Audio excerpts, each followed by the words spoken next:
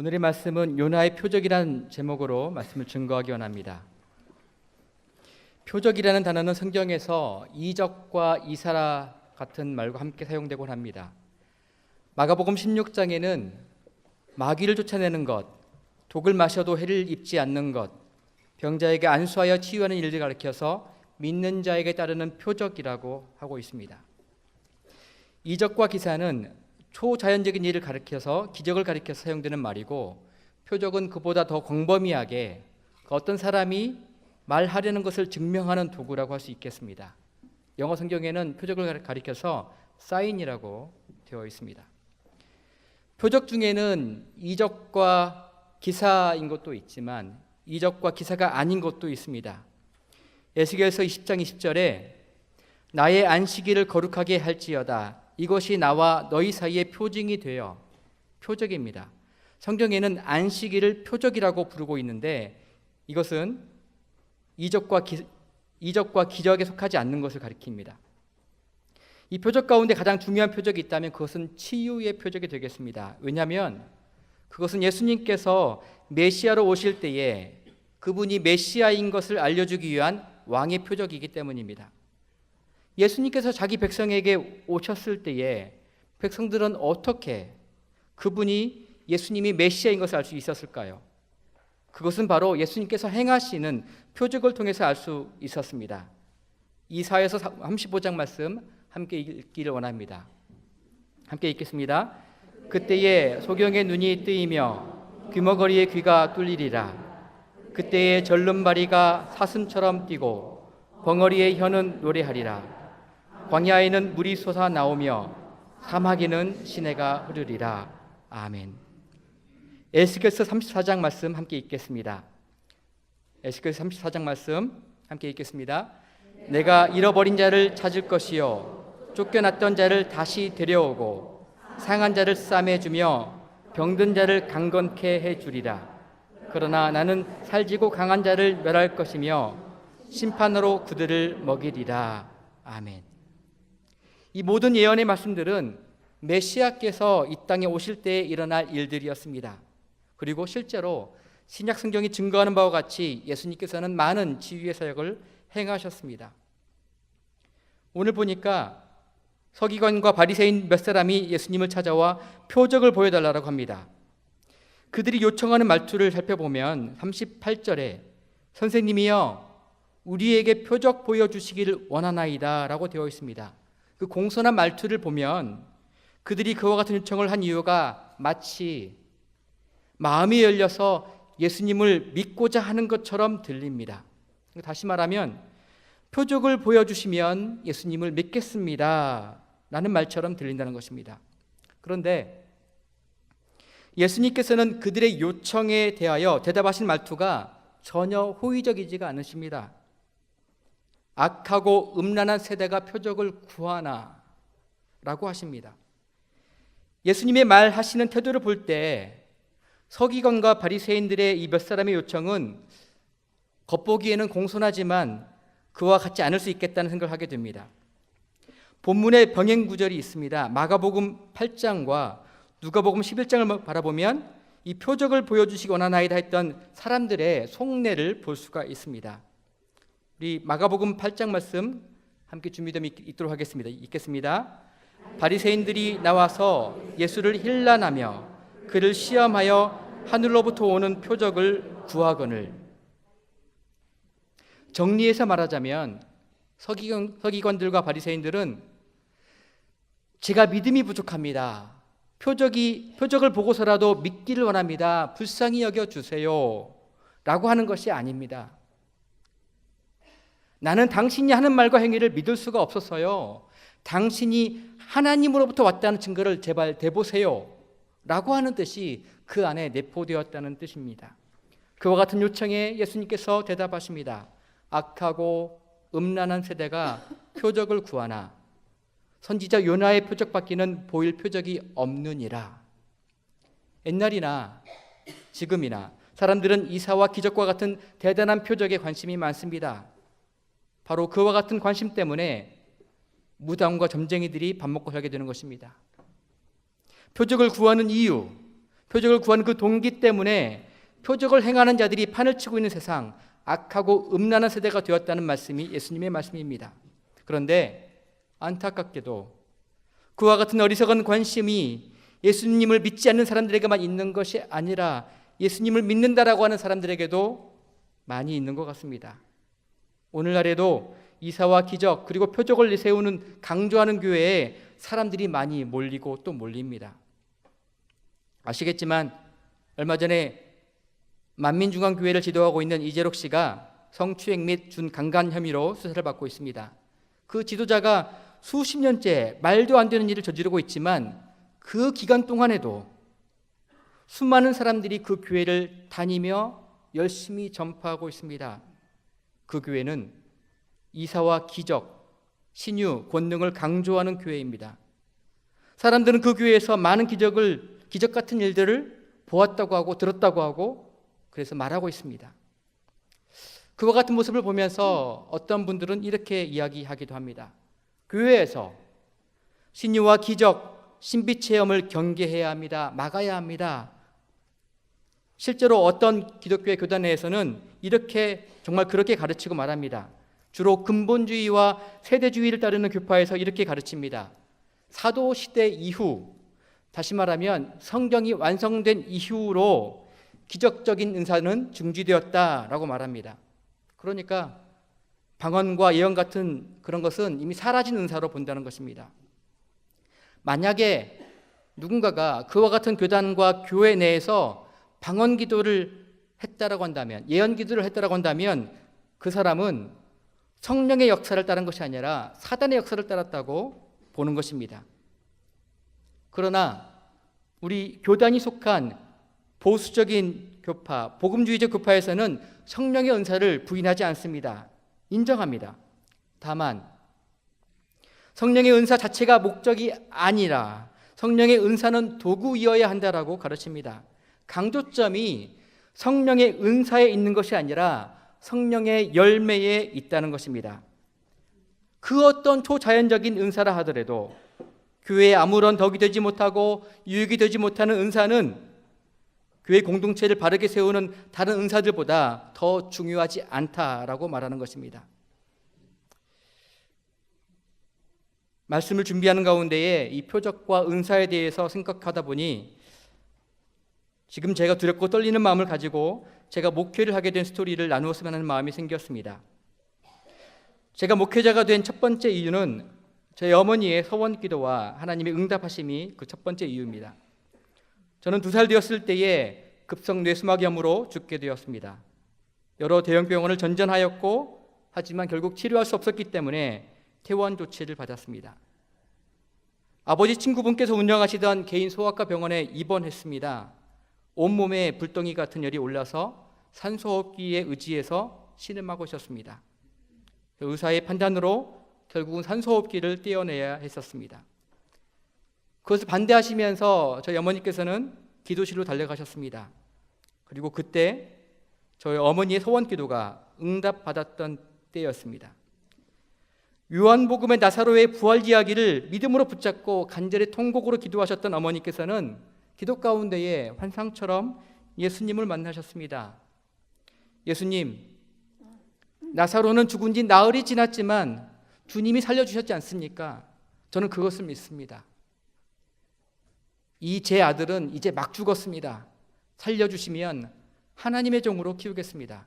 예수님의 옷자락을 붙잡고 말씀하셨습니다. 그리고 바로 그때 저는 하나님께 두 번째 생명을 받은 것입니다. 다시 생명의 호흡을 시작했을 때에는 심한 열병을 앓게 했던 병의 근원이었던 뇌수막염 자체도 깨끗이 없어졌습니다. 그 후로 저희 어머니께서는 마치 사무엘 선지자처럼, 선지자의 어머니였던 한나처럼 저를 구별되게 키우셨습니다. 제 위로 형제만 3명인데 그 형제도 말씀과 기도를 양육하셨습니다. 그런데 저의 경우는 훨씬 더 구체적으로 가르치셨습니다. 저희 가정에서는 형제들에게 가정 예배는 필수였습니다. 그러나 그 안에서도 어머니께서는 저에게 언제나 너의 기도 제목은 무엇인지, 기도 응답은 어떻게 받고 있는지, 기도의 방향은 어떻게 잡아야 하는지, 기도의 응답을 어떻게 분별해야 하는 것인지에 관하여서 어머니의 체험과 어머니의 배움과 성경 말씀을 기초로 해서 마치 스토리텔링처럼 저를 영적으로 지도하여 주셨습니다. 예, 하나님의 은혜와 어머니의 귀한 헌신과 가르침이 오늘의 저를 있게 하였습니다. 하지만 믿는 자는 본이 되어야 한다는 그 가르침이 제 삶의 모든 영역에서 체크받다 보니 저는 많은 스트레스를 받게 되었습니다. 게다가 이제 그런 삶을 앞으로 평생 동안 목회자로 살아야 한다는 것이 저에게는 큰 짐과 큰 고통으로 여겨졌습니다. 저에게도 중학교, 고등학교 시절에 가까이 지내던 친구들이 있었습니다만 그 어느 누구에게도 제 안에 있는 이 내적인 고통과 진로에 대한 어려움을 말할 수가 없었습니다. 비슷한 고민을 하는 친구들도 없었지만 이와 같은 생각을 제 자신이 하나님 앞에서 하고 있다는 것이 죄 짓는 것 같아서 말로 꺼내는 것은 더더욱이나 어려웠습니다. 고등학교 시절에 목회자가 되는 것에 그리고 신앙생활에 대해서 이미 내면 깊숙한 곳에 갈등을 가지고 있었지만 한 번도 표출하지 못하고 저는 대학에 갔습니다. 그리고 그 대학 생활은 내면적 갈등과 고민을 저희 부모님 몰래 표출하는 시간이었습니다. 방황의 시간을 보내던 저에게 저희 부모님께서는 정신 차릴 계기가 필요하다고 생각하셔서 정말 저 몰래 상의도 없이 입영 원서를 냈습니다. 갑작스럽게 군대를 가게 되었습니다. 그렇게 입대하고 나서 훈련소에서 받았던 신체 검사를 통해 알게 된 제 병명이 있었습니다. 그것은 급성 간경화였습니다.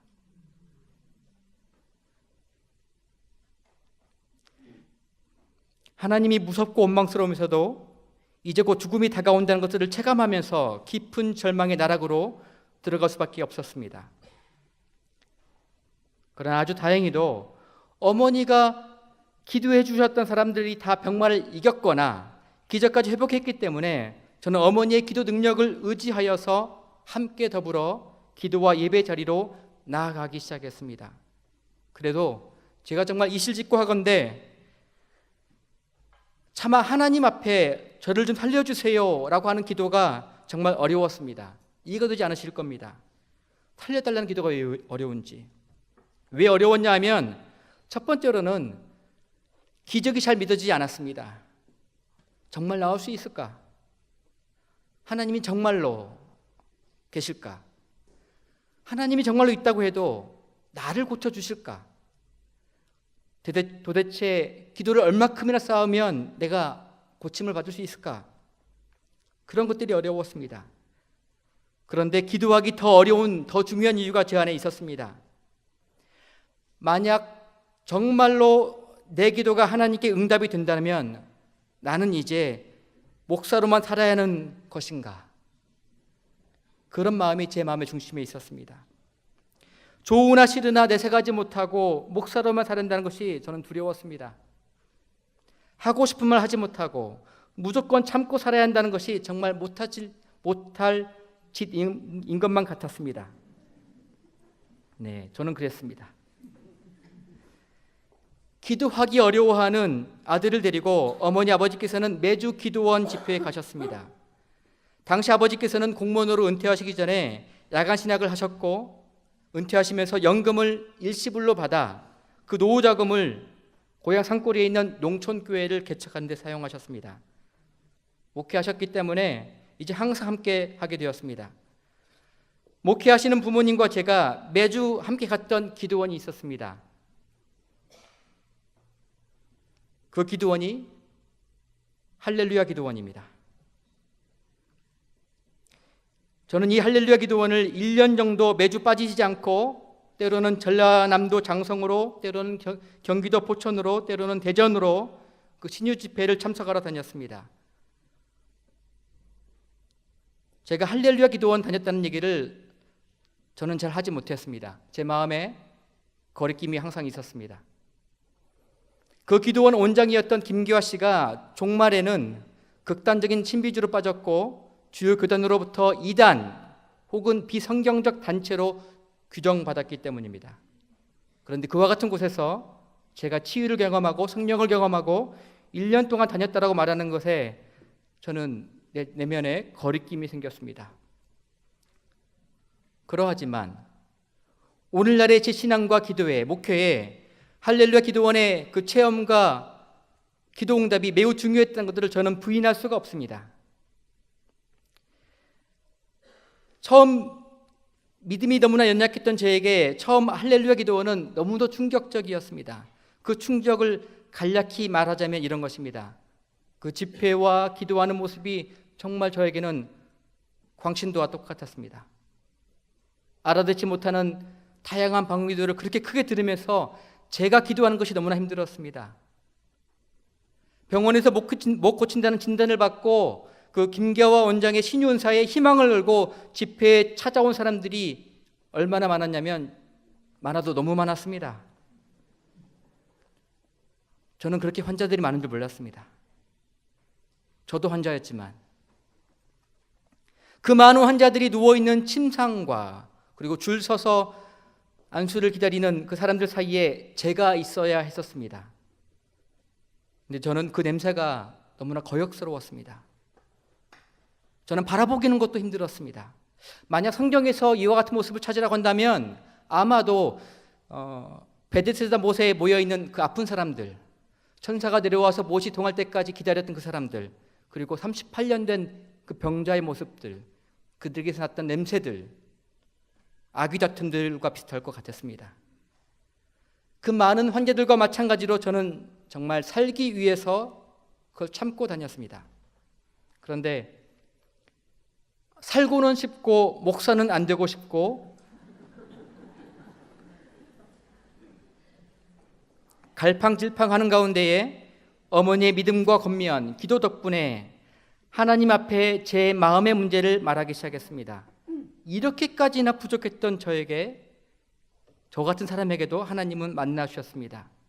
그런데 그 신비로운 만남을 가졌을 때 주님이 저에게 깨우쳐 주신 것은 자유의 복음으로의 초대였습니다. 내 말에 거하면 참 내 제자가 되고 진리를 알지니 진리가 너희를 자유케 하리라. 정말 주님이 제 안에 들어오시니 주님을 그렇게 오해했던 제 지난 모습들이 정말 죄송했었습니다. 정말 부끄러웠습니다. 제가 먼저 회개하고 나서 주님이 제 안에 들어오신 것이 아니었습니다. 주님이 제 안에 들어오시니 그분의 인내와 그분의 사랑에 그저 굴복할 수밖에 없었습니다. 그리고 저 같은 사람에게도 그와 같은 굴복할 기회를 주신 그분께 정말 감사할 뿐이었습니다. 제 강경화가 깨끗하게 치유된 역사가 있었습니다. 그런데 그 기적보다, 그 이사보다 참으로 신기하고 놀라운 기적은 제 마음의 변화입니다. 주의 종으로 살아가는 것이 얼마나 귀하고 감사하고 행복한 초청인지를 저는 그때 깨닫게 되었습니다. 그날 이후로 목사로 살아간 것들을 후회해 본 적이 없습니다. 그 1년을 다녔던 할렐루야 기도원에서의 기도와 체험들은 저에게는 귀한 배움과 깨달음들을 주었습니다. 첫째, 다른 사람은 몰라도 저는 그 할렐루야 기도원에서 육신의 고침만 받은 것이 아니라 내면의 고침도 받았다는 것입니다. 아주 확실합니다. 하나님의 인격적인 사랑 앞에서 저는 전인격적으로 굴복하게 된 것입니다. 두 번째, 많은 사람들이 치유와 응답을 경험한 후 제가 보았습니다. 자기가 원래 살고 싶었던 생활로 돌아가는 모습들을 저는 보았습니다. 그들은 다시 질병에 걸렸습니다. 그래서 다시 기도원에 치료받고자 또 오곤 하였습니다. 나중에 보니까 마치 질병과 건강 문제로 볼모살이 하는 것처럼 보였습니다. 셋째, 자신의 재산과 능력으로 고칠 수 없는 질병을 가진 사람들의 그 내면에 있는 절박함과 절망의 한숨들을 저는 알게 되었습니다. 제가 그들과 같았기 때문입니다. 예수님께서는 이와 같은 고통 속에 있는 우리들을 연민의 마음과 눈으로 바라보시고 고쳐주시고 있다는 것들을 저는 보게 되었습니다. 네 번째, 표적과 기적은 강팍하여 예수님을 믿지 못하는 영혼들에게 믿음을 주시기 위해서 베풀어 주신 것이라는 것을 알게 되었습니다. 예수님께서는 도마에게 말씀하시기를 너는 나를 본고로 믿느냐? 보지 못하고 믿는 자들은 복되도다 라고 말씀하셨습니다. 다섯 번째, 신유의 은사와 각양 성령의 은사가 그 자체로 목적이 되어서는 결코 안 됩니다. 그 자체로 하나님께서 기뻐하신 것으로 볼 수가 없다는 것입니다. 누가복음 10장에는 예수께서 10명의 나병 환자를 고쳐주셨습니다. 그러나 9명은 모두 자기 살 길을 찾아 떠났습니다.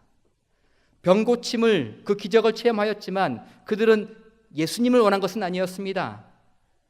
그들 9명은 모두 유대인 나병 환자들이었습니다. 예수님 없이도 자기들은 아브라함의 자손이기 때문에 하나님의 백성이라고, 하나님의 자녀라고 스스로 믿는 사람들이었습니다.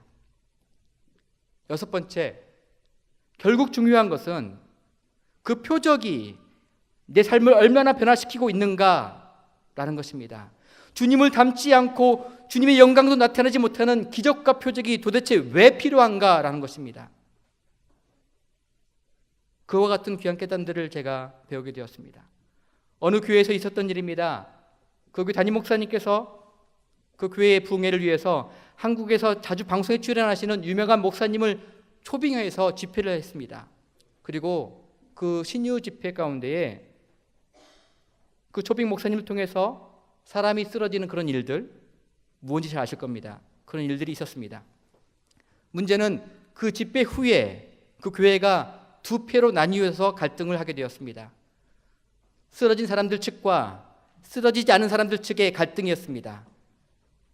양쪽에 있는 사람들이 담임 목사님을 찾아와 묻습니다. 이것이 과연 하나님이 하신 것입니까? 아닙니까?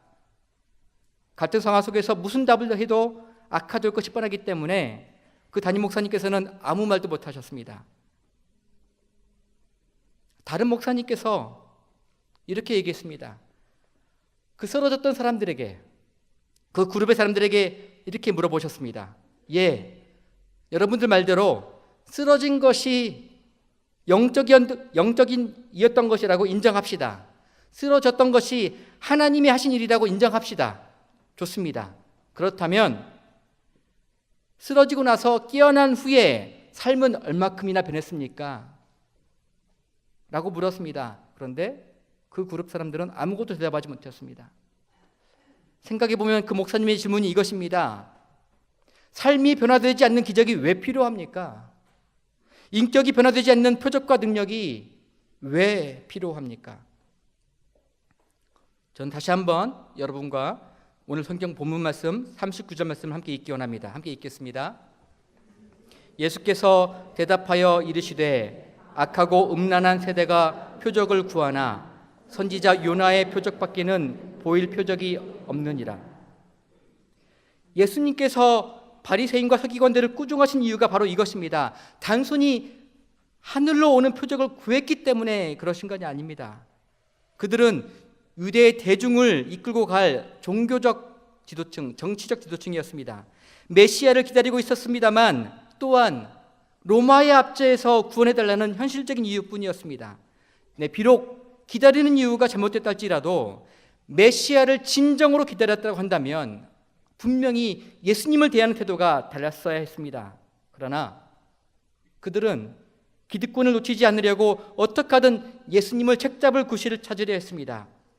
진정으로 하늘에서 내려오는 표적을 구하지도 않으면서 말로만 그렇게 요구했습니다. 재물과 권세에 눈 어두워서 실상은 메시아마저 기다리지 않았던 것입니다. 그렇게 표적을 구하는 서기관과 바리새인에게 선지자 요나의 표적밖에는 보여줄 것이 없다라고 예수님은 말씀하시고 계신 것입니다. 선지자 요나의 표적이란 무엇입니까? 요나가 큰 물고기 배에 밤낮 사흘을 있었던 것 같이 예수님 자신이 십자가에 달려 돌아가시고 무덤 속에 사흘을 계시다가 부활할 것을 말씀하신 것 아니겠습니까? 다시 말하면 우리 기독교의 참된 표적이라는 것은 십자가와 부활이라는 말씀입니다. 요나의 표적밖에 보여줄 것이 없다는 말씀, 십자가와 부활밖에는 보여줄 것이 없다는 그 말씀을 깊이 묵상하는 가운데에 마음에 떠오르는 말씀이 예수님께서 광야에서 받으셨던 시험이었습니다. 돌들을 떡덩이가 되게 하려는 사단의 첫 번째 시험을 이기신 후에 다시금 사탄은 예수님을 성전 꼭대기에 세웠습니다. 그리고 거기서 뛰어내리라고 하였습니다. 그러면 천사들이 와서 발을 붙들어 줄 것이라고 하였습니다. 네, 예수님은 돌로 떡을 만들어 먹일 수도 있는 능력도 있으셨고, 성전에서 뛰어내리시면 얼마든지 천사들이 와서 발을 붙들어 돌에 부딪히지 않게 할 수도 있는 분이셨습니다. 이 말씀을 읽으면서 생각하면서 만약 정말로 천사들이 와서 예수님의 발을 붙들면 사단이 곤란해지지 않을까? 라는 생각을 해본 적이 있습니다. 그렇게 천사들이 시종을 들면 사람들이 예수님을 구름대처럼 쫓아다니게 될 것입니다. 예수님은 높임을 받았을 것입니다. 예수님은 영광을 얻게 되셨을 것입니다. 저는 그 도무지 이해가 되지 않습니다. 여기서 사탄이 노리고 있는 함정이 과연 무엇일까 생각해 보았습니다. 저는 그것을 십자가라고 생각했습니다. 사탄은 어떻게 해서든지 예수님이 십자가를 지는 것만큼은 막고 싶었습니다. 물론 사탄도 예수님이 영광을 받으시는 것은 배가 아팠지만 십자가만 막을 수만 있다면 그깟 배 아픈 것 정도는 얼마든지 참을 수 있다고 생각했던 것 같습니다. 사탄은 잘 알고 있었습니다. 우리가 죄사함을 받고 구원을 얻는 것이 예수님이 십자가에 달리고 있다는 것을 잘 알고 있었습니다. 예수님이 영광을 얻고 인기를 얻으셨다고 해서 우리가 죄사함을 받고 구원을 얻는 것은 아니라는 사실을 사단은 아주 정확하게 잘 알고 있었습니다.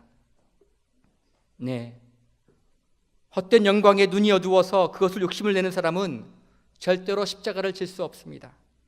사단은 바로 그것을 노린 것입니다.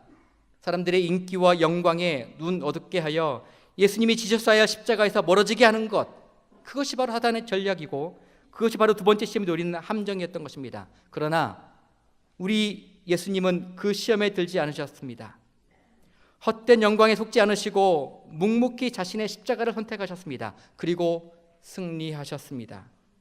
결국 우리가 다 죄사함을 받고 구원을 얻게 되었습니다. 우리 믿음의 성도들은 표적과 이사를 구하기 이전에 십자가를 구하며 살아야 합니다. 사람들은 표적과 이사에 능력이 있는 줄 알지만 아닙니다. 능력은 십자가에 있습니다. 우리는 이것을 알아야 합니다. 표적과 이사를 보고 예수를 믿는 사람과 예수님의 십자가를 바라보고 예수를 믿는 사람 사이에는 비교할 수 없는 큰 차이가 있습니다. 표적과 이사를 구하며 예수를 믿는 사람들에게는 세상을 변화시키는 능력이 조금 있습니다. 그러나 십자가를 바라고 예수님을 믿는 사람들에게는 하나님께서 능력을 주셔서 능히 세상을 변화시킬 사람이 될 거라고 저는 확신할 수 있습니다. 이와 같은 사람이 저와 여러분이 되고 저희 교회 되기를 간절히 축원합니다. 기도하겠습니다. 하나님 아버지, 저희들의 마음속에 헛된 영광을 구하는 마음이 있음을 고백합니다. 성령께서 역사하셔서 우리 내면에 있는 이 욕심들을 바라보게 도와주시옵고 기름 부으신 가운데에 넉넉히 승리하여 이길 수 있도록 도와주셔서 헛된 영광의 표적을 구하는 것이 아니라 요나의 표적, 곧 십자가 표적을 구하는 자들 될 수 있도록 축복하여 주시옵소서. 예수님의 이름으로 기도합니다. 아멘.